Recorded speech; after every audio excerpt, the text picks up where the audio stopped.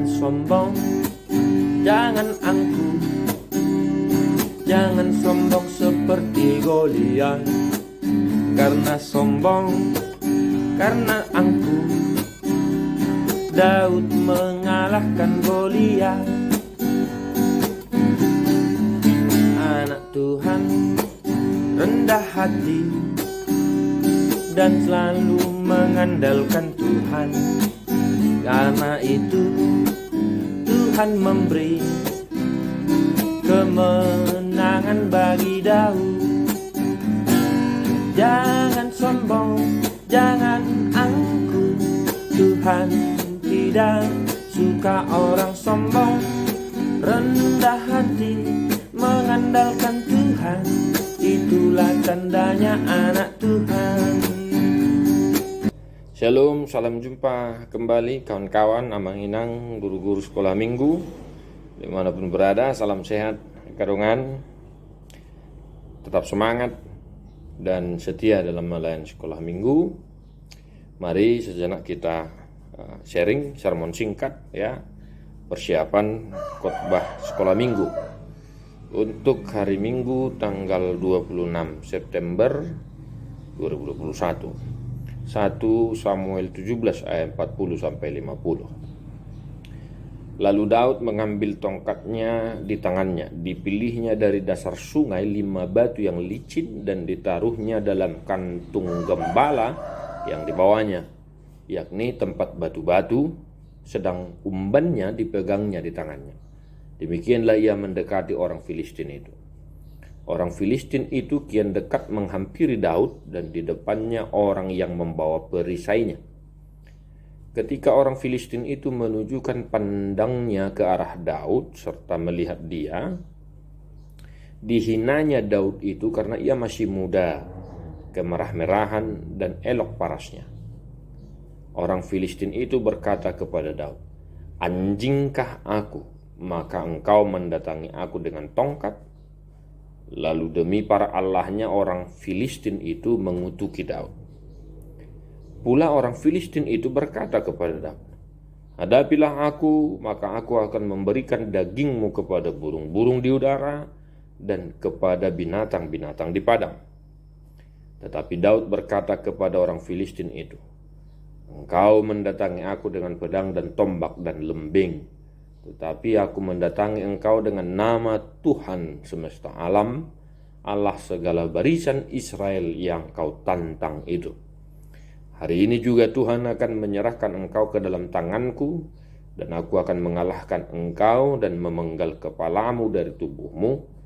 Hari ini juga aku akan memberikan mayatmu dan mayat tentara orang Filistin kepada burung-burung di udara dan kepada binatang-binatang liar, supaya seluruh bumi tahu bahwa Israel mempunyai Allah, dan supaya segenap jemaah ini tahu bahwa Tuhan menyelamatkan bukan dengan pedang dan bukan dengan lembing. Sebab di tangan Tuhanlah pertempuran, dan ia pun menyerahkan kamu ke dalam tangan kami."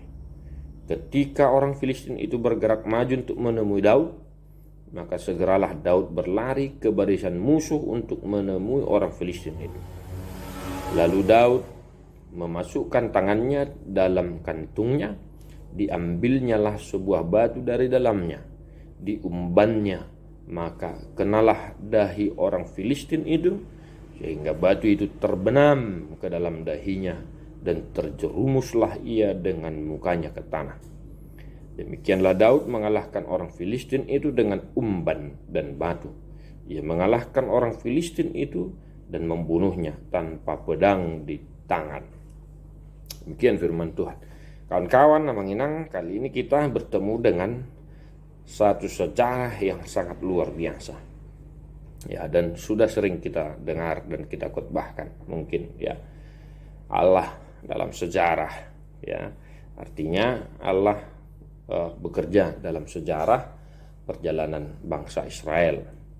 Dan kali ini kita berjumpa dengan sejarah cerita Daud versus Goliat. Ya, lagu yang di awal video ini ya lagu yang terinspirasi langsung saya ciptakan dari teks ini. Ya, boleh juga nanti dinyanyikan, diajarkan kepada anak sekolah minggu itu. Bagaimana menceritakan, mengkhotbahkan, mengajarkan ini ke dalam dunia anak-anak di sekolah minggu kita masing-masing. Yang pertama, kawan-kawan, ya, boleh kita mengajarkan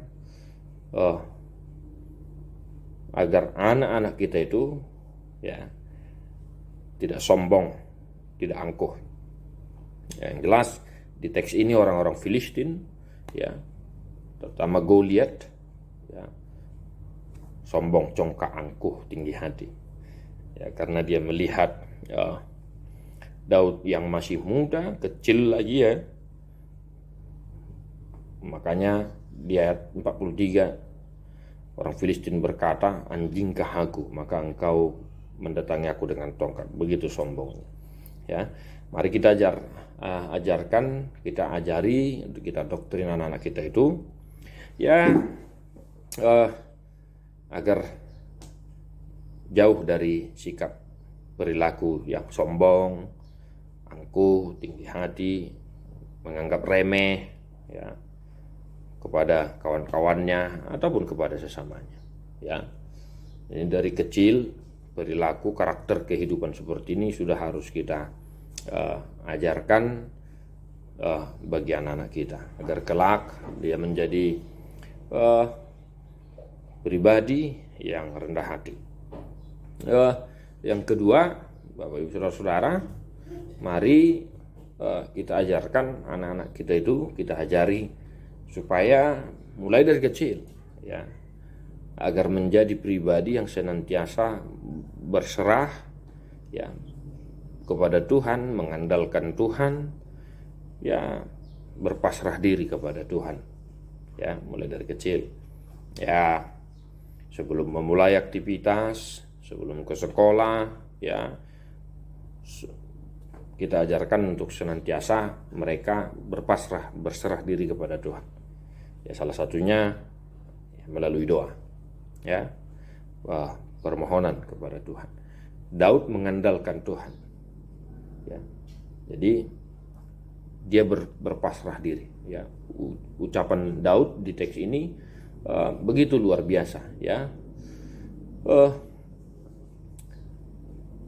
Tetapi aku mendatangi engkau dengan nama Tuhan semesta alam, ya.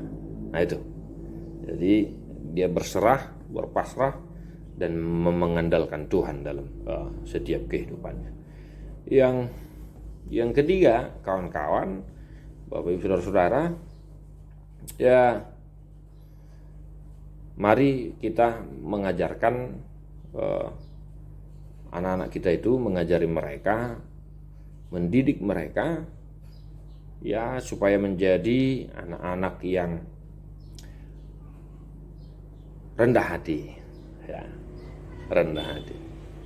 Nah, ini luar biasa karakter yang ditunjukkan oleh Daud di teks ini, Bapak Ibu Saudara-saudara.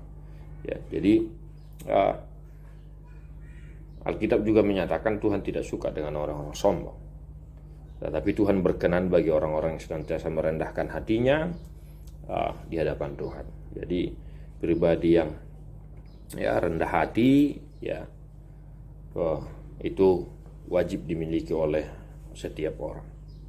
Nah, ketiga hal itu, ya, boleh, ya, Bapak Ibu Saudara-saudara, kita ajarkan, kita khotbahkan kepada anak-anak sekolah minggu kita dimanapun kita melayani saat ini, ya.